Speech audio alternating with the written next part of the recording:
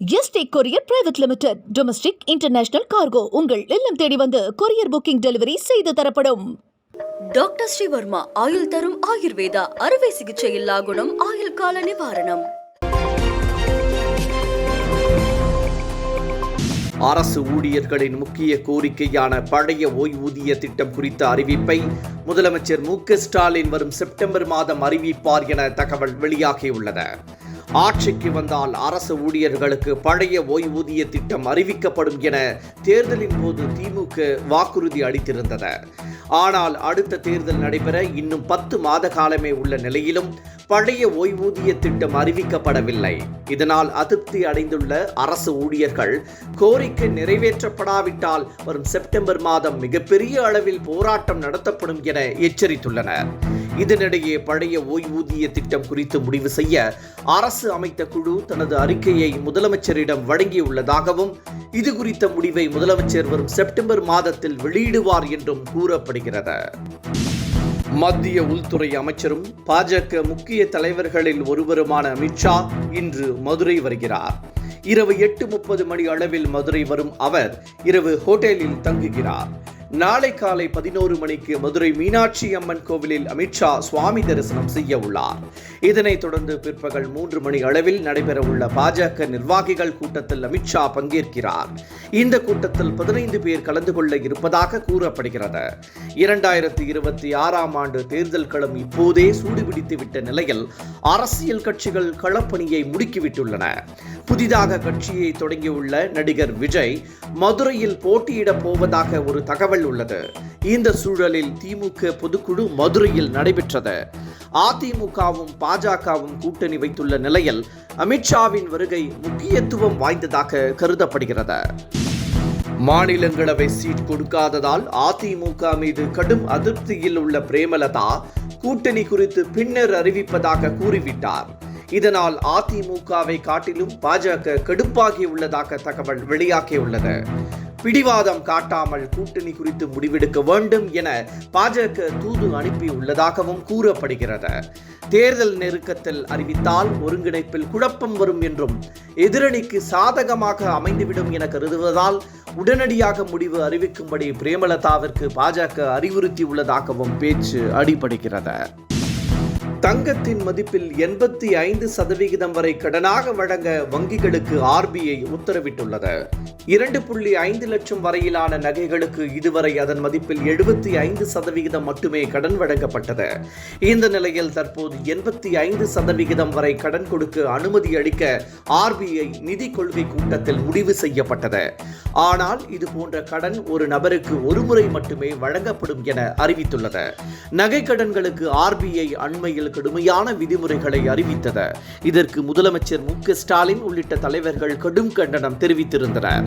இதனைத் தொடர்ந்து RBI தனது முடிவை நிறுத்தி வைத்துள்ளது. ராஜ்யசபா தேர்தலில் போட்டியிடும் நடிகர் கமலஹாசனின் சொத்து விவரங்கள் வெளியாகியுள்ளன.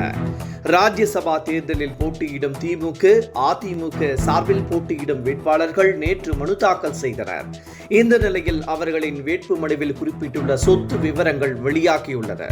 இதில் திமுக அணியில் போட்டியிடும் நடிகர் கமலஹாசன் தனக்கு 305 கோடி ரூபாய் மதிப்பிலான சொத்துக்கள் இருப்பதாக குறிப்பிட்டுள்ளார்.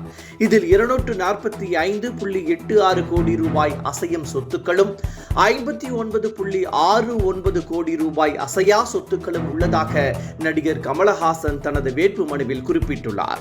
தனது கல்வி தகுதி 8ஆம் வகுப்பு என்றும் அவர் தெரிவித்துள்ளார். நாடு முழுவதும் பக்ரீத் பண்டிகை இன்று வழக்கமான உற்சாகத்துடன் கொண்டாடப்பட்டு வருகிறது. இறை தூதர் இப்ராஹிம் இறைவனின் கட்டளை ஏற்று தனது ஒரே மகனை பலி கொடுக்க துணிந்த தியாகத்தை போற்றும் திருநாளே பக்ரீத் பண்டிகை.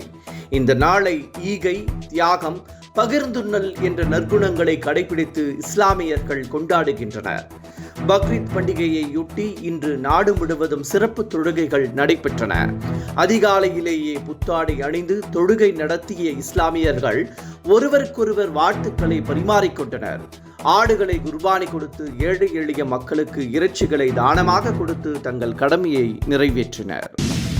ஓரணியில் தமிழ்நாடு என்ற பெயரில் புதிதாக தொண்டர்களை சேர்க்கும் பணியை தீவிரப்படுத்துமாறு திமுகவினருக்கு முதலமைச்சர் மு.க.ஸ்டாலின் அறிவுறுத்தியுள்ளதாக தகவல் வெளியாகியுள்ளது. 2026 சட்டப்பேரவை தேர்தலுக்காக தயாராகும் வகையில் திமுக மாவட்ட செயலாளர்கள் கூட்டம் இன்று நடைபெற்றது. முதலமைச்சர் மு.க.ஸ்டாலின் தலைமையில் காணொலி காட்சி வாயிலாக இந்த கூட்டம் நடைபெற்றது. மாவட்ட செயலாளர்கள், தொகுதி பொறுப்பாளர்கள், மண்டல நிர்வாகிகள் உள்ளிட்டோருடன் முதலமைச்சர் ஆலோசனை நடத்தினார்.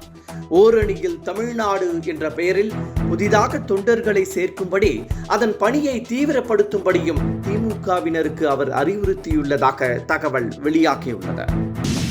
திமுக மீது துணை முதலமைச்சர் உதயநிதி ஸ்டாலின் கடும் அதிருப்தியில் உள்ளதாக அதிமுக முன்னாள் அமைச்சர் ஆர்.பி. உதயகுமார் கொளுத்தி போட்டுள்ளார்.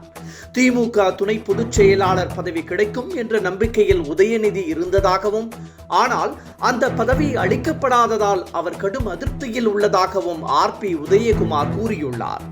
குடும்பத்தில் இருக்கும் அதிருப்தியை மறைக்கவே தொகுதி மறுசீரமைப்பை முதலமைச்சர் மு.க.ஸ்டாலின் பேசுவதாகவும் முன்னாள் அமைச்சர் ஆர்.பி. உதயகுமார் சாடியுள்ளார்.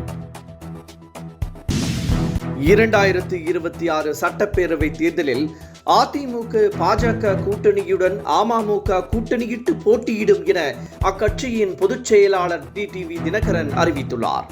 தங்கள் உயரம் தெரியும் என்றும் அதிமுக தலைமையிலான கூட்டணியில் உரிய இடங்களை பெற்று தேர்தலில் போட்டியிட்டு வெற்றி பெறுவோம் என்றும் அவர் தெரிவித்துள்ளார். 2026 ஆண்டு திமுக கூட்டணியை வீழ்த்த வேண்டும் என்பதே தங்கள் நோக்கம் என்றும் அவர் திட்டவட்டமாக கூறியுள்ளார். அட்லி இயக்கத்தில் நடிகர் அல்லு அர்ஜுன் நடிக்கும் புதிய படத்தில் தீபிகா இணைந்துள்ளார். இது தொடர்பான அறிவிப்பு வெளியிடப்பட்டுள்ளது. இது தொடர்பாக வெளியிடப்பட்டுள்ள வீடியோவில் கிராபிக்ஸ் காட்சிகளுடன் தீபிகா குதிரையில் வந்து வால் சண்டை நிகழ்த்தும் பதிவுகள் உள்ளன.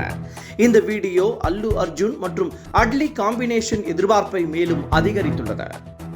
என்றும் உங்களுடன் மை இந்தியா. முக்கிய செய்திகளை உடனுக்குடன் தெரிந்து கொள்ள சப்ஸ்கிரைப் பண்ணுங்க, பெல் பட்டனை பிரஸ் பண்ணுங்க. என்றும் உங்களுடன் மை இந்தியா.